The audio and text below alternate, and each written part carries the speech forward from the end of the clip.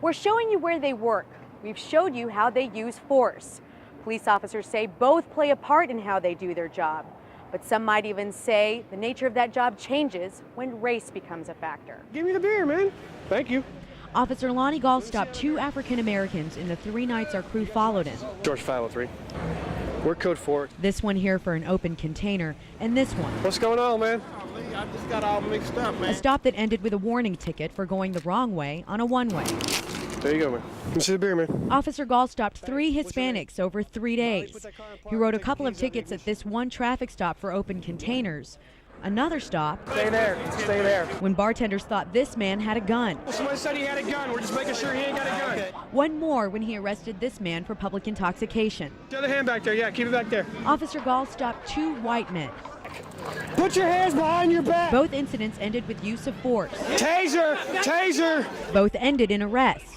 But how many arrests, plus how many stops, plus race, for this officer, it doesn't add up to much of anything. And it doesn't matter what color you are, it matters what you're doing. Anyone who thinks that I'm sit down and plot how I'm going to ruin their life because of their race holds himself in too high a regard. But to some patrons on 6th Street, race does matter. Ryan, walk him out, uncuff him, get him out of here. Going back to the situation where a bartender thought this man had a gun. And you tried to explain to him that the bartenders told us he had a gun. He didn't care. We didn't stop him because someone said he had a gun. We stopped him because he was Hispanic. So, I mean, you're not going to convince him otherwise, so why bother? Racial tension hangs over community policing in Austin, especially in areas where there's more use of force. Racism is like a cancer. You can't cure cancer by ignoring it. No. Cancer eventually kills the body.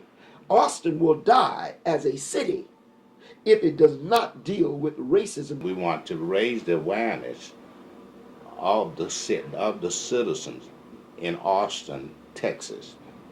These are some of the things that are taking place. These are the inequities. These are the injustices. But through the eyes of a police officer, 6th Street, like much of Austin, has segregated itself. Paradox is primarily Hispanics going in there. The end up is primarily blacks, and the Copper Tank is primarily white. And then at 2 o'clock or 2:15 or whatever, all 3 of these bars are going to let out, and the cultures are going to clash, and there's going to be a bunch of fights. Officer Gall says he won't second-guess his reactions to situations based on skin color.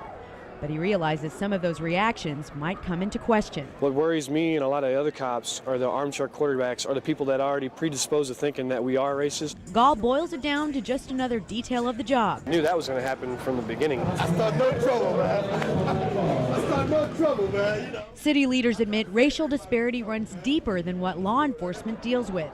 That our community as a whole has to start answering the tough questions about racism. It's exacerbated because police deal with it at the tail end. They deal with it at the extreme.